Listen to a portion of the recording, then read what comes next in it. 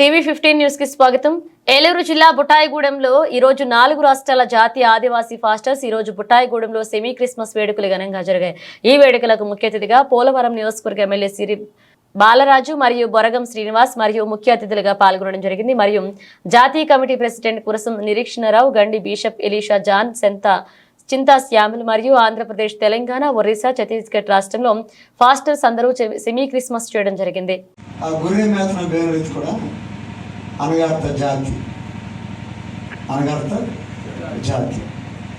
భయపడుతుంది ఇప్పుడు అమ్మో బాతో జరిగాను చూపించారు.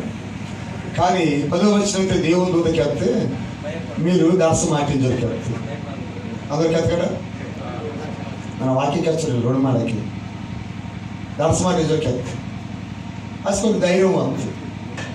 ఈరోజు మన ఆదివాసీ పాస్టర్స్ కానీ ఆదివాసీ దేవుని బిడ్డ కానీ దర్శాల్సిన అవసరము వీళ్ళు భార్యలు కూడా 1950వ సంవత్సరాలైతే మన రాష్ట్రపతి మనకు జీవో ఆ జీవోతే బేను మతం స్వీకరిస్తున్నా బేను రిజర్వేషన్ కానీ బేను కులం కానీ మారో రిజర్వేషన్ ఇస్తే జీవో ఇస్తే 1950వ సంవత్సరం అక్టోబర్ నెలతే జీవో ఇస్తే దాని ప్రకారంగా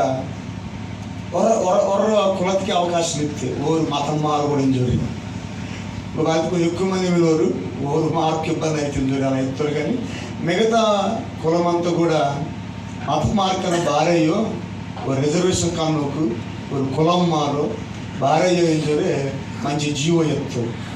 ఆ జీవో మనకు ముందే ఆ జీవో తెలిపేసి మనం కూడా ధైర్యంగా సువార్తకి ఎత్తవచ్చు, ధైర్యంగా యేసు ప్రభుని వెంబడించవచ్చు, ధైర్యంగా యేసు ప్రభు విశ్వాసం కాసి మనం ముందడికి దాయొచ్చు.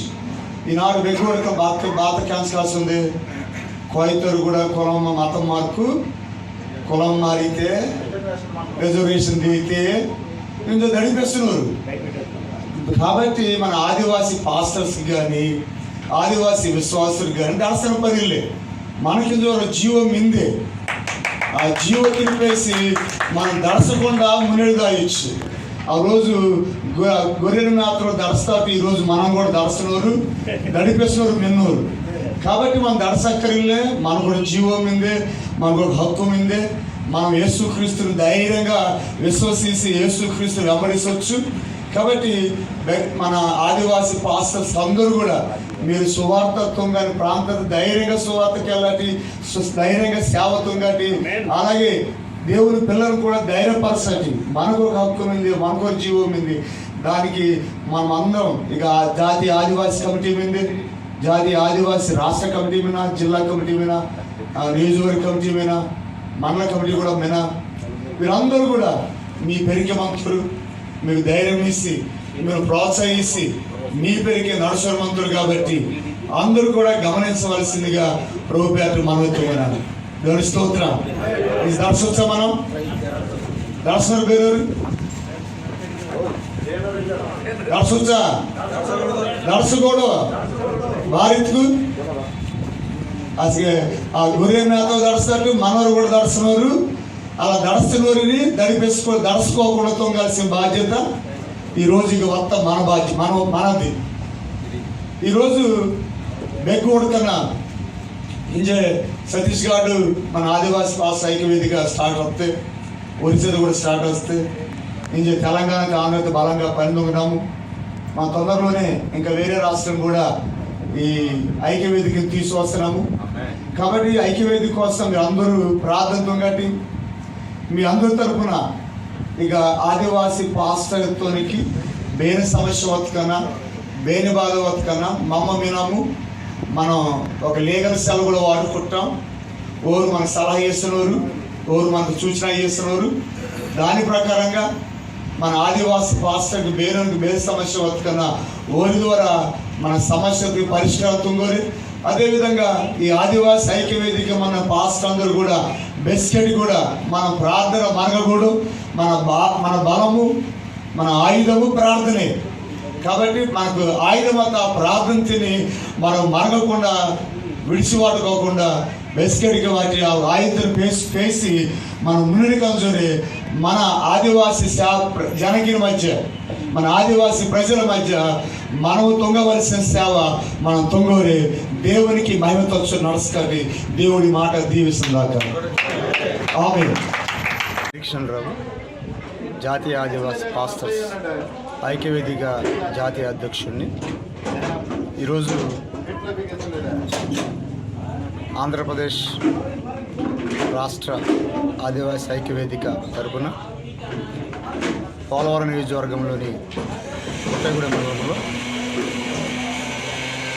జాతీయ ఆదివాసీ పాస్టర్స్ ఐక్యవేదిక తరపున ఒడిశా రాష్ట్రం నుంచి, ఛత్తీస్గఢ్, తెలంగాణ, ఆంధ్ర రాష్ట్రం నుంచి ఆదివాసీ పాస్టర్స్ అందరూ కూడా ముఖ్య నాయకులు అందరూ కలిసి కొత్తగూడెంలో ఐక్య క్రిస్మస్ ఏర్పాటు చేసుకోవడం జరిగింది. ఈ ఐక్య క్రిస్మస్కి 4 రాష్ట్రాల నుంచి ముఖ్యమైన నాయకులు, ముఖ్యమైన పాస్టర్స్ పాల్గొనడం జరిగింది.